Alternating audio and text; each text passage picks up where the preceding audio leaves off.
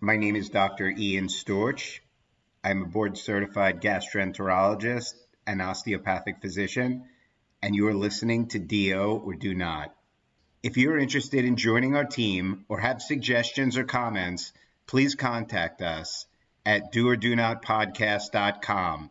Share our link with your friends and like us on Apple Podcasts, Facebook, Twitter, and Instagram. We hope you enjoy this episode. Hello, my name is Suzanne Char, and I'm a third-year medical student at Ohio University Heritage College of Osteopathic Medicine, and you are listening to DO or Do Not podcast. We're always excited when listeners reach out to us to share their story.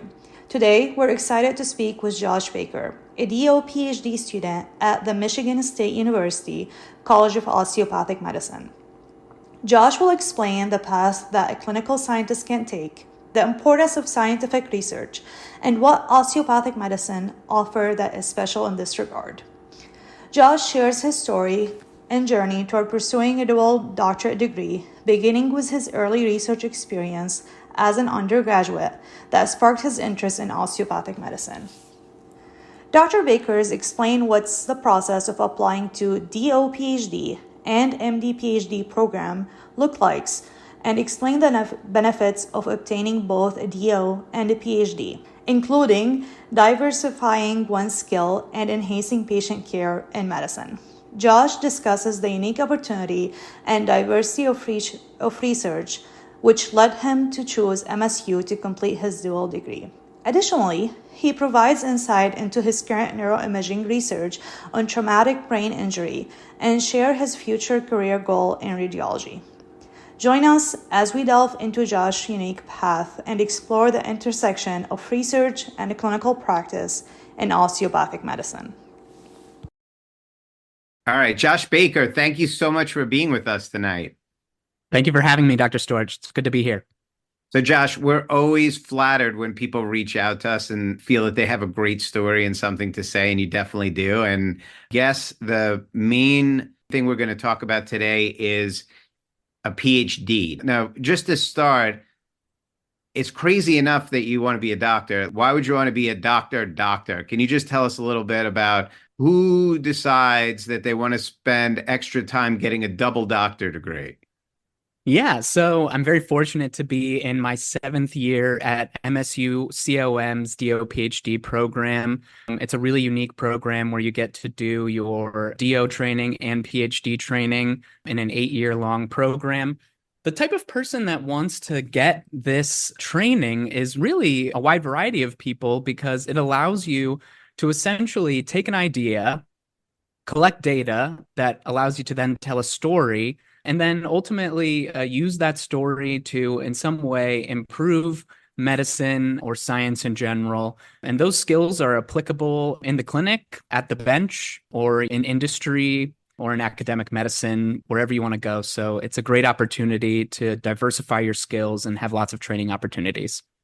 It just seems like a lot of school to me. That's like a double doctor, basically. So we're going to hear your story, but just to get like a general idea, and this is nothing that I ever thought about, but obviously you did. So as a generality, do you think most people decide they want to do and again, we'll use them sort of interchangeably and talk about it a little more in the discussion, but either DO PhD or an MD PhD, some sort of clinical degree combined with the bench work degree. Do you think that's something that people usually decide on like in high school, or is that something that you think that they figure out while they're in college? Because obviously there's some point you have to start working toward application for that degree.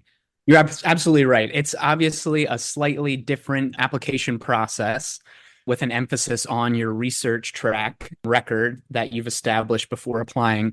But I personally think that whenever you decide that research is something that you're very interested in having be a significant percentage of your career, you can get started. Obviously, there are high school programs where you can start down the pathway. There are undergraduate programs where you can start down the pathway, summer research experiences, things like that. My personal journey was I was taking a psychology course, and there was a researcher giving a guest lecture in the course during my sophomore year. She mentioned that she had some opportunities in the laboratory, so I followed up on that with her, kind of got the bug and realized that I really thought that a career where I had an opportunity to make discoveries and contribute to the advancement of medicine was something that I wanted to continue to pursue, and this program allowed me to do that.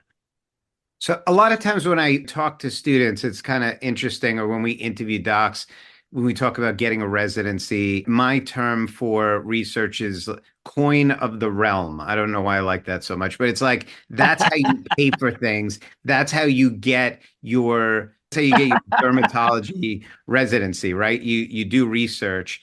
And I almost feel like it's like a chore that you have to do to get to where you want to go. That's totally not the case, obviously, for a DO or an MD PhD. Is that right? Like this is what you want to do.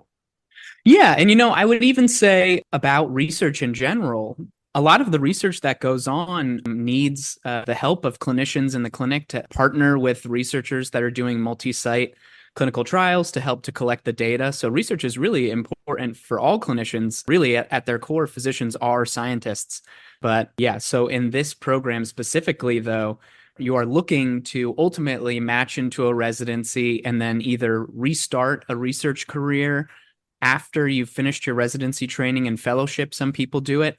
Some people also choose programs. For example, there are programs called PSTP programs, and it's kind of like a combined residency fellowship where they support you towards your first independent grant funding, whether it's a K award or the beloved R01. And so that is also unique from things like research and residency, which is another way to continue this pathway once you've finished medical school. So really, there is a pipeline available that goes all the way, like you said, from high school all the way through to where you have your own lab and you are a physician scientist working in an academic setting or in industry, making scientific advancements. And again, I just want to vet this out. Let's say a student is in college Mm-hmm. and they're listening to this right now. Why, let's say you went for a PhD, right? If you just did a PhD, it would be a 4-year degree, let's say. And if you decide to do an MD or DO PhD, that double doctor degree, that's going to be more. So how many years are both of those? Can you tell us that? And then Yeah. why would you want to spend those extra years? Like, why wouldn't you just say, look, I want to be a clinician, I'll do this, or I want to do research, I'll do this? What's the benefit to doing that combined degree? Yeah, so at MSU COM's DO PhD program, the way that we are organized is we have a 1-2-3-2 organization where you come in your first year, you join a laboratory, get started on your PhD research. Then you go for your first 2 years of pre-clerkship medical training for your DO. You take your first set of boards. You come back, you finish your PhD. And then once you've finished your PhD, you go back for your clerkship training in the hospital, take your last set of boards, match into residency. During that entire time, since you spend your first year doing research, you're actually continuing to work in the lab during your first year of medical school and your second year of medical school. The reason why you would want to spend that extra time is because, like I said, you really feel that a significant percentage of your career you want to dedicate to, in addition to patient care, the research aspect, and the PhD training itself gives you that really strong set of tools to not only understand the scientific method and use it to apply to medical problems, but I would also say it gives you the opportunity to explore different areas of science, build unique skills that help you to stand out as an individual researcher, and also become more rapid at completing projects, publishing them, and meeting those productivity milestones that are important as a researcher. Crazy. That's crazy. Yeah, and you got to be crazy smart, obviously, Josh. We're gonna flatter you a little bit. I But don't think you have to be crazy smart. I think you have to be persistent. There's a lot of trial and error in research. There's a lot of times where you fail, you think you have a good idea, and it's actually not a good idea. And so, really, persistence and having an attitude of positivity and continuing to chase after something you really believe is going to improve medicine is really the name of the game. The smarts and all of that. I think most applicants to medical school are very intelligent, hardworking people, but really you have to really want to chase down the research. All right, Josh, I usually like a linear interview, but I'm going to ask you some questions that I have and that I think our listeners would have. Tell us about your project. Let's just go a little sideways for a second. Tell us about your Totally. project and what you're doing. Yeah, I'm happy to do that. So I did a project with data that was already collected. So it was a secondary analysis of data from the Transforming Research in Clinical Knowledge in Traumatic Brain Injury study. It's called TRACK TBI. And essentially, the goal of the study was to improve the diagnosis and prognosis of traumatic brain injury. And so, what I was interested in was some of the neuroimaging data that they had collected. There's a specific type of neuroimaging called diffusion weighted imaging. A lot of clinicians are familiar with diffusion weighted imaging because it's used in the diagnosis and management of stroke. However, there are some newer techniques that can be used that will be very helpful in the future. And this is basic science work that would allow you to actually quantify, for example, the amount of damage that has occurred at the microstructural level in the brain after a traumatic brain injury. The idea being that different locations and amounts of damage may help to prognose the outcome for individuals as they go along their recovery journey. Because currently, the diagnosis and prognosis primarily relies upon a physical exam and thorough history taken by a physician. There's a lot of guesswork that goes in there. A lot of people have different outcomes following traumatic brain injury. So in the future, we'd like to use advanced neuroimaging techniques to improve that process. And that was what my project focused on. Super cool. Love the tech, right? It's all about the tech. It's awesome. It's really interesting, and really what I was excited about during my training was I was able to learn computer programming and some other tools that will help me in my future. My future goal is diagnostic radiology and artificial intelligence. These types of tools will be very useful in my career, and so I was able to train those skills during my PhD training as well. All right, Josh, we're going to sidestep back into the main discussion. So Yeah, let's do it. yeah, tell us a little bit about, and again, this is going to be general, but obviously you're going to be talking about yourself and what you went through. Tell us about MD, PhD programs, like what exists, what's out there. I never even heard of a DO PhD program until we spoke. So tell us about what DO PhD programs exist and tell us a little bit about how you make a decision on where you want to go and what you want to do after you decide that you want to be a clinical doc and a research degree at the same time. Sure. So, something I really want to make sure I get out for your listeners is that my personal experience applying was that the dual degree programs are a much more holistic application process than even your single degree medical degree application. Obviously, medical school is highly competitive. However, you have to imagine that the pool for dual degree programs is much smaller and they have very specific focuses depending on what the program is. Obviously, you want to have the good grades, the strong academic performance that will guarantee your success in medical school with all of the board exams we take, etc. But really, it's all about demonstrating that you've already started to kind of signify that you could be an independent researcher and that you have the desire to make discoveries and the ability to persist down the training pathway. Because as you said, it's extremely long. It can be taxing and difficult. It's not all sunshine and rainbows. And so really it's a personality, and you want to really reflect upon your career goals and where you see yourself 10 years from now. And so I just want to say that first. MD PhD programs and DO PhD programs are all over the US at most academic medical centers. They will have an MD PhD program. DO PhD programs are much less common. So I think there's about 6 DO PhD programs. What's unique about MSU's DO PhD program is that it is on MSU's R01 campus, main campus in East Lansing. And that is unique to our program. There are other DO PhD programs, and they allow you to get PhDs in specific PhD regions, areas of study. The MSU COM DO PhD program pretty much allows you to get your PhD in anything you would want. We have students in microbiology, neuroscience. We have students in anthropology, sociology. So it's a really unique program that allows you to really broaden your experiences and train in multiple different areas. But I would just say that in general, for the dual degree application, obviously research is paramount because that is what you're trying to do, and demonstrating that you have the maturity and ability to balance those different areas of work, because you will be obviously at the end of the training program working in the clinic and also maintaining your research career, and that requires a certain amount of juggling and multitasking. And so anything an applicant can do to kind of demonstrate that they're able to do that, that really is a strength, because that's ultimately the ask as you move into your career.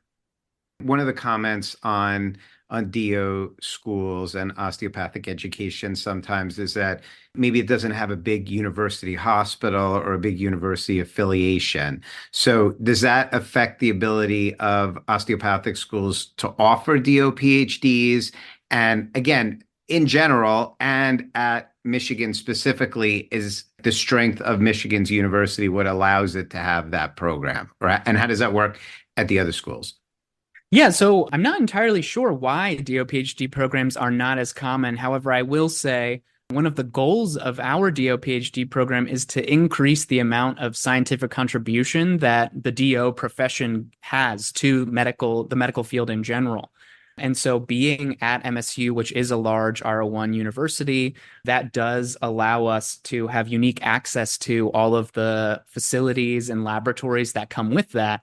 And so it is a major strength. I will say, for example, PCOM also has a DO PhD program in Philadelphia, and I believe that they do a specific PhD in biomedical sciences, and those students do research in various labs also. However, the difference being that obviously PCOM is not necessarily associated with a large university, whereas MSU, we're right on campus.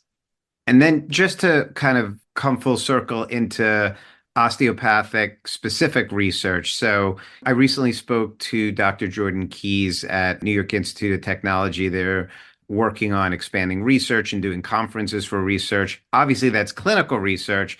Do the DO PhDs, I mean, it sounds like you're doing general research or basic research and not necessarily osteopathic specific research. Are there programs that do osteopathic specific research if someone wanted them? Is that totally not related to the DO PhD?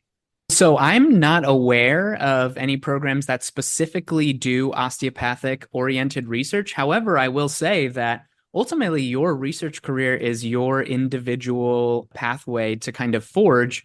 And in addition to your main project that you do for your dissertation, there's plenty of time to do side projects during your training. And obviously, if you are getting a DO PhD and you have access to osteopathic physicians, you could easily do a project where you're looking at different aspects of osteopathic manipulative treatment and in different areas of medicine that you perhaps may be interested in. So I think that's absolutely a possibility. I don't know of anyone in my program who is currently pursuing that. However, I do know that there are increasing partnerships between different departments and our OMM department at MSU, at least, where they're looking to increase the amount of research that is being done on the applications of osteopathic manipulative treatment. And then, Josh, this is definitely not a test, but I think you said there are 6 programs. Can you name those 6 programs? And can you just give us an idea of, do you know generally how many students total for DO PhDs are available in the US? Yeah, so I personally don't know the names of the 6 programs. I know very well of the Philadelphia College of Osteopathic Medicine, MSU's College of Osteopathic Medicine. There's a program in Colorado that I know also has one, and maybe one in Florida, but the names are not coming to me at the moment. So I'll email those to you afterwards, and maybe they could be on the website as a resource to students. At MSU COM's DO PhD program, we have about 50 students. They take 5 to 6 students per year.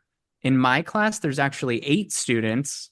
And it's been really nice to have that many students in a slightly larger program. Depending on where you apply to dual degree programs, they may take as few as 2 students a year.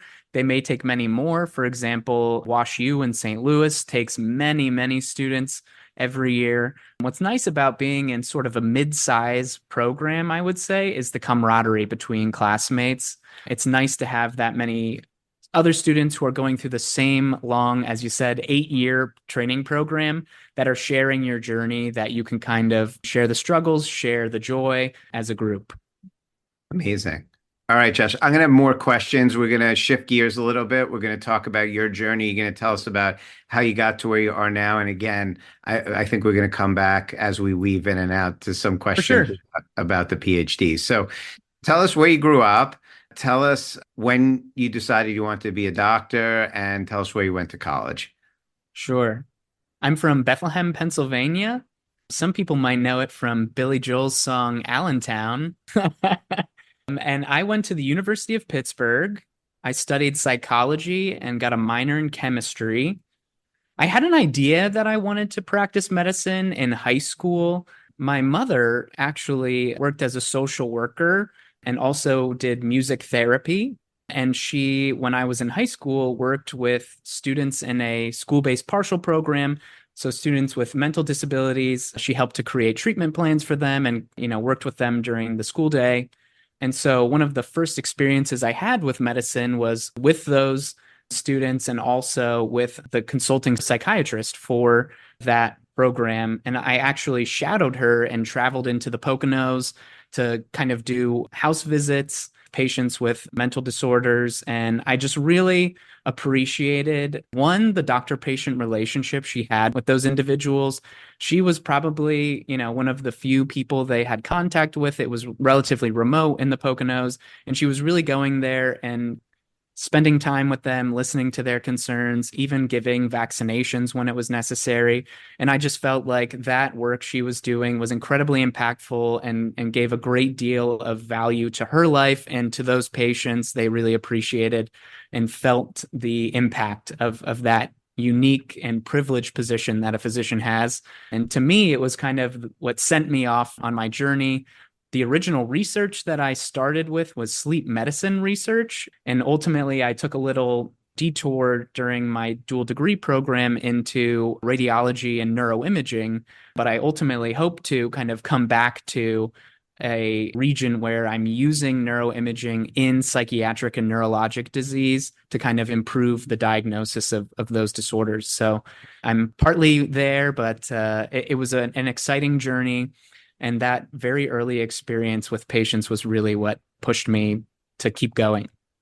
I'm going to ask you the beginning of the research. So now you're at Pittsburgh. Yep. You get involved in the research project because, listen, my mom's great. I think, I want to do something similar to her. I want to be a doctor. And I think the research is going to help me get into medical school. And then you realize that you loved it. Or why did you start doing the research? And then tell us about when you decided you wanted to do a combined clinical and PhD program, how you found out about osteopathic school and ended up going down this track.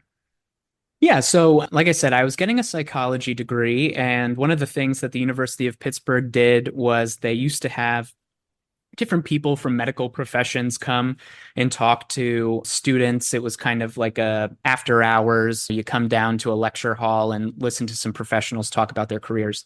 I went with a couple of friends and I saw what do physician assistants do? What do they do in nursing? What do they do as physicians? Some other allied health science fields.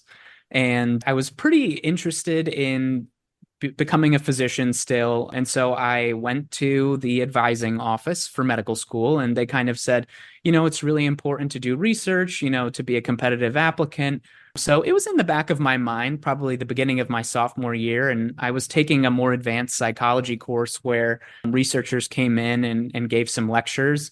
And I never really saw myself as a bench researcher playing around with mice or working with cells in a plate. I was really interested in human beings and their behavior and how the mind worked. And so she did sleep research in pregnant women and was really interested in how different levels of physical activity during pregnancy affected individuals' sleep and ultimately the outcome of their pregnancy, the maternal and fetal outcomes. And so the first job that I did as a aspiring researcher was I hand graded these things called the Pittsburgh Sleep Quality Index, which was basically a sleep inventory, a sleep quality inventory that was developed at the University of Pittsburgh's Western Psychiatric Institute and Clinic. And then I used to interact with the participants in the study. They wore Actawatches, which are basically similar to your cell phone nowadays. Back in 2010, they weren't that advanced, the phones, but it's a device you attach to your wrist, and it essentially allows us to gain an understanding of your sleep behavior. And it's nice for doing human studies because you can wear it home, it's waterproof, et cetera, et cetera. And so I used to sit with the individual who graded that sleep actigraphy and kind of learned about sleep and how it affected really all of your health. It's one of the most important positive health behaviors that we have in our arsenal of functional medicine is getting a good night's sleep. And, I really do think some of those early experiences doing research with exercise and well-being, sleeping was really kind of what turned me on to osteopathic medicine in general, that holistic approach. It's not just about treating the symptoms, we're looking at the whole person.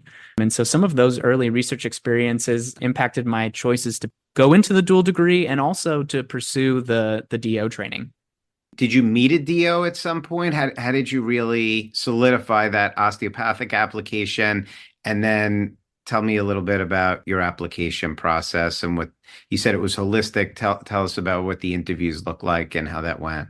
Sure. I actually kind of stumbled upon osteopathic medicine in a slightly unconventional way. The University of Pittsburgh offers a foundational concepts in medicine certificate. And one of the classes you can take for that is a medical history course. And so we learned about osteopathic medicine in the medical history course, and I decided to do my end of year project. I read The DOs by Norman Gevitz, I think it is. That's who it is. Yes, yeah. And Excellent. I found it to be a really impactful story. I don't know if it's because I'm from Bethlehem and it was kind of a town that was down on its luck and kind of like an underdog kind of town, or, I swam in high school and we were always kind of like the third or fourth best team. But I just really kind of connected with the idea that there was this group of physicians trying to do something a different way and that they really believed was a unique and powerful way to practice medicine. And they really stuck with it over the years through many trials and tribulations. And ultimately, I would say triumph, given now 1 in 4 medical students are DO medical students. And I just really think that I connected with the story in that book, and that was part of the motivation to apply to osteopathic medical school. Now, the application to the DO PhD program was very interesting. I actually went out and visited the program before I even applied. They were happy to, sit down and discuss with me. Again, this is kind of what I mean by the holistic process. It's an 8-year program. So I think they not only want to make sure you're qualified for the program, but I think they also want to make sure you're going to be comfortable there, that you're going to have everything that you need to be successful in the program, because the program is investing a great deal in your education because you do get a stipend. They do cover your tuition. It's a fully funded program. And so I went out, I met with them. I was able to ask any questions I had. They were happy to have you stay with a student to see what the situation was like from a student's perspective in East Lansing, where the program is. And I actually came out twice before I even applied. So that was very nice. And the application process was interesting as well. You applied to the DO school, and then you applied to the PhD programs. And once you were accepted to the DO program and accepted to the PhD program, they kind of did the final acceptance to the dual degree altogether. And so each one of those came with its own set of interviews, and I got to meet faculty who I was ultimately going to spend the next 8 years with. And I found the interview process to be very thorough and comforting to me because I was leaving Pennsylvania to go live in Michigan for 8 years. So yeah, that was a great process. And obviously you do all of the same things you apply with the AA Comas app, and the PhD programs have their own unique application process as well. All right. So I have a few questions. That's a lot of information. It's great. the funding part. So I'm always thinking like, holy schmoly, it's already X times four for med school, and now you're doing a PhD and it's going to take you 7 or 8 years. That's not true, I guess. What are the finances like? How does that work? What do you end up with as a bill at the end of your DO PhD? Ballpark, general idea. Sure. Yeah. So nowadays, a student will only come out of the program with whatever student loans they had from their undergraduate career. So it's free. You're not paying for it. It's You fully funded, yep. And cool. so you Nothing's get free. Yeah. tuition waivers, and our stipend is very generous. I don't know what they're offering students these days, but when I came into the program, it was about 30,000, which I can tell you is more than enough to survive on as a 20-something-year-old in East Lansing. That sounds great. That sounds great. All right, so that's awesome. And then, okay, so you get into the program, and here's my the other piece of my question. So you come in, and so you get in. That's awesome. You're obviously a great guy and very bright. So I'm not surprised that they took you. They're happy you're coming in. You do look around and say, all right, there's 10 labs. I'm going to join one of these labs. Do they expect you to come up with your own project? Do you have the option of either coming up with your own project or hooking up with a lab? Like, do you have a mentor or someone that's really guiding you through this? How does that work? Sure. And I think this is applicable to any listener, whether they're interested in a dual degree program or not. I would say with scientific training, the most important thing that you could possibly do is to choose a good mentor, because I think you were just saying mentor, and mentor is everything. That person is going to make the right connections for you. They're going to say, hey, you're good at this, but you're not really so great at this, and you need to work on that. You need someone who is in your corner because it's a very competitive research environment out there. And even if you are getting a medical degree and ultimately want to do research, which is completely possible and totally something any person who's getting a DO can do, you need strong mentors. And so when I came in, they wanted us to do about 3 rotations. And I think if you really found someone that you loved, they suggested that you at least went and did one more rotation somewhere else. And the faculty are very collaborative. So if you find a lab and you're really set on it when you come in, you go there, you do a rotation, and then you say, I don't really want to do any more rotations. Usually that professor can find someone else and say, Dr. So-and-so also does this other technique that would be good for you to know. Why don't you go over to their lab for the next month, do a rotation there? And ultimately, you probably will end up needing to know that anyways for your dissertation. And so, really there's no way to go wrong if you find a good mentor. That's the first and most important thing. The second thing I would say is don't be afraid to ask about what projects are going on, because you don't have to come up with your own project. Ultimately, I think what you want to think about is, are you training a set of skills that you think you can ultimately apply in your research career? Don't worry about a specific technique. Don't worry about if you want to be a dermatologist. You don't have to go work in a skin lab. Really, what you want to do is train a set of skills, and that means thinking about scientific problems, reading journals and understanding the literature, finding gaps, writing papers, and really getting good at that skill set so that wherever you end up practicing or whatever you end up doing, you're very good at those scientific skills, and technique can be taught to you, things like that. And so it's really about finding the right mentor and building a set of skills that will make you successful as a researcher.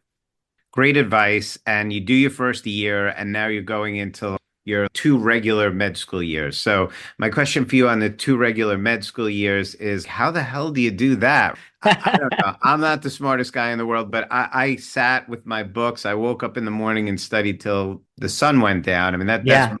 my remembrance of the first 2 years of med school. But now you're doing that, and you are expected to have some research responsibilities on top of that. How does that happen? So that's a great question. And sometimes it happens well, and sometimes it doesn't happen so well. And this is why I think I'll come back to the having a good mentor, because really you need to have that relationship established so that if you say, hey, listen, there's a crazy cardiology exam coming up, you're not going to see me around over the next 2 weeks. So having that understanding is important. But I would say most students, the bare minimum, they attend their lab meeting, which can be a couple of hours a week to just stay connected with the lab, know what projects are going on. Some people go in on like a Saturday and they do something when they're done studying. And other people do less of the consistent type of thing. And it's more, we're going to be on summer break for 6 weeks. Let's plan an experiment that's going to take 3 weeks and maybe write an abstract and I'll go to a meeting. And so, again, it all depends upon your mentor. And this is a good thing, I would say, for training in general. It's one of your first experiences with setting your own boundaries, knowing yourself and how you need to study and what you need for your professional development. And so it's starting to build that autonomy a little bit, which can be challenging as a young person. But I think as I move into residency and ultimately into my career, I will value those early experiences I had kind of defending your time. You really have to be a good steward of your time. Right, because you want to have that sleep thing that you talked about doing research on that's so important, right? It's somewhere you got to fit in a little social life and maybe some sleep, right? But we'll figure that out. Tell us what your clerkships look like going into clerkships and then how you decided on a career path and what you wanted to do after you graduated. The first experiences I had in clerkship were actually during my PhD. They have you do longitudinal rotations where instead of the traditional rotation that's 4 weeks where you go every day of the week, you go one day a week for 4 months. And it's really useful because, again, like I said, that's kind of how your career is going to be. You're going to be balancing your research and your clinical care. So they kind of get you rolling on that. You can do 3 rotations during your PhD years, and you go into the clinic one day a week. I did outpatient internal medicine and neurology during my PhD. They were incredible experiences. And now that I've finished my PhD, I'll be going to a full-time clerkship hospital. They call them our base hospitals. We have a statewide campus system, and we have 23 or 22 affiliate hospitals that we send students to. They are all over the state of Michigan, and mine specifically is McLaren Oakland in Pontiac, Michigan. It's a mid-sized community hospital, and there I will do your usual internal medicine, family medicine, emergency medicine, surgery, OBGYN, etc. And so I'll be doing that for the next 2 years, and then ultimately I plan to apply to diagnostic radiology in the residency match and hope to end up probably somewhere here in Michigan. Okay, so I'm bouncing around. Tell us a little bit about Michigan. Tell us a little bit about MSU. Tell us a little bit about the campus on MSU. What you're from Pennsylvania. Is it culture shock? Is it similar? What's it like there? Michigan is a outdoorsman's paradise, I would say. It's a beautiful peninsula. It's a little chillier than Pennsylvania, but we have beautiful summers here, and I really enjoy the fall and spring. Get all 4 seasons in Michigan. The campus is in East Lansing, which is a typical college town, I would say. If you've been to your Penn State, Ohio State, that it's very similar. They have a dairy store and all that good stuff. But it's a beautiful, large land grant university. It's a sprawling campus. Most people walk or bike around campus, and it's right next to the state's capital, Lansing. And so, really, from East Lansing, everything in Michigan is just a short drive away. A lot of folks take day trips or weekend trips down to Detroit, which is about an hour and a half away. If you like Motown, sports, or, really anything, they've got it for you down there. It's also about an hour and a half away from another large city, Grand Rapids, which is on the west coast of Michigan. And if you've never been to the west coast of Michigan, Lake Michigan is a really beautiful natural resource we have here in the United States. And they have sandy beaches and dunes, and it's really a unique area. And then up north is the Upper Peninsula. You got to take the Mackinac Bridge to go up there. And it's really it reminds me very much of Vermont and parts of New England. It's very remote, forest as far as you can see, and beautiful natural sightseeing up there. And so, one of the nice things about the dual degree program is every year we have a retreat where they take the dual degree students to kind of relax, unwind, and we do a little bit of research stuff, but not too much. And we go to different parts of Michigan. And so during your 8 years of the program, you really get to enjoy some of the natural beauty of the state. Yeah, it's been a great place to live for me. I've enjoyed it. Tell us a little bit about how and why you chose radiology. You're aiming to do radiology and what your ideas are. I'm sure you have some thoughts about where you're going to go with the research in radiology when you get there. I think I chose radiology because of the people. I am involved with the American College of Radiology.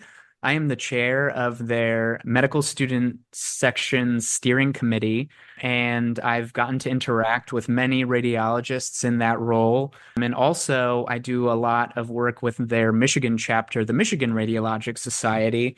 And I've just found that radiologists are, everyone calls them the doctor's doctor, but they really do care deeply about not only being an excellent consultant for their physician partners, but also they have an incredible ability to impact patient care directly and indirectly through the interpretation of images. But there's numerous subspecialties in radiology, like breast imaging, where you really do get to continue to have that longitudinal relationship with your patients. You do a screening mammogram, you deliver the results to the patient, you get to do the biopsy. It's very hands-on. You can follow them through their entire treatment and ultimately get to see the fruits of that treatment and people moving on and continuing to enjoy their lives and having their health. And so I think radiology is a really diverse field that I'm excited to explore during residency, but it ties in very well with my research because ultimately what I want to do is use advanced neuroimaging as a way to improve the way that we diagnose and prognose in neurologic and psychiatric disease.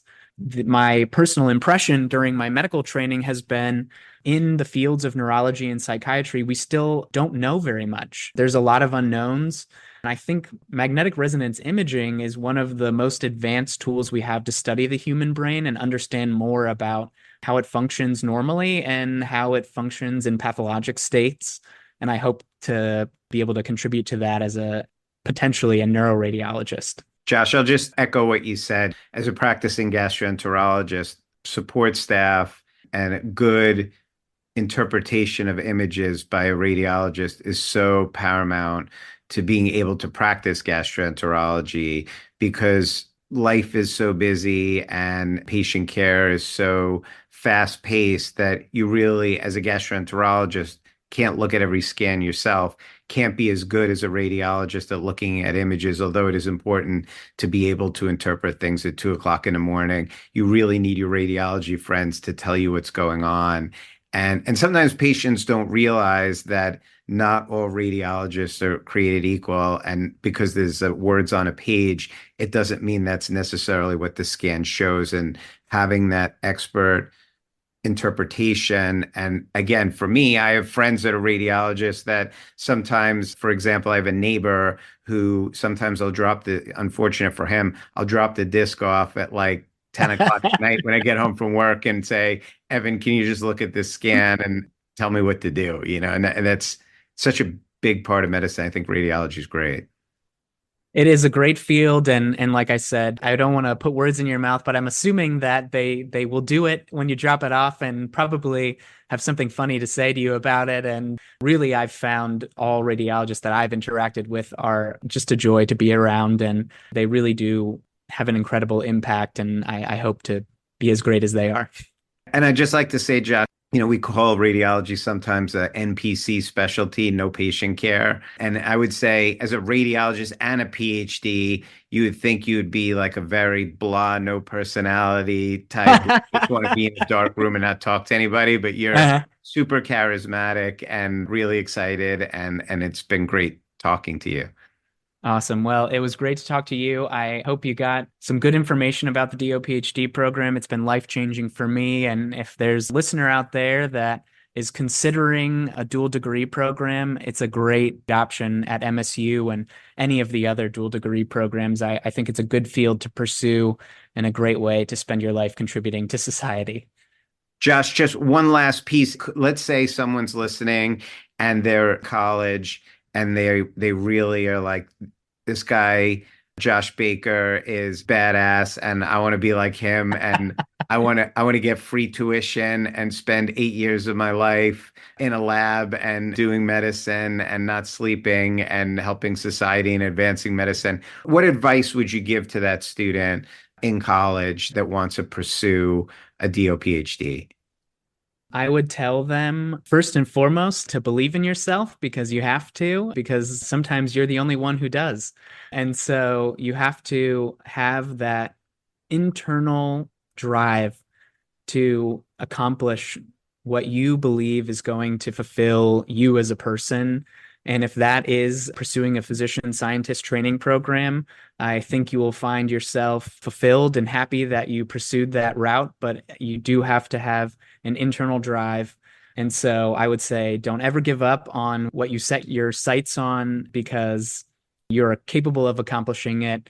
And there are people out there who want to see you succeed. So you just have to find those mentors and then work with them to get where you want to go. Awesome advice, Josh. Much appreciated and really appreciate your time. It was great talking to you tonight. All right, sounds great.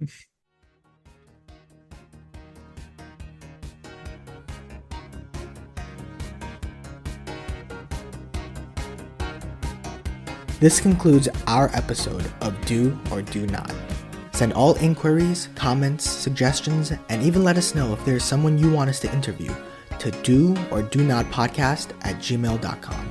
Don't forget to like us on Facebook at Do or Do Not Podcast for updates. If you enjoyed our podcast, please share it with your classmates and administration. We have plenty of more interviews lined up, and we're excited to share them with you. This is Tian Yu Shea. Thank you guys so much for listening to Do or Do Not.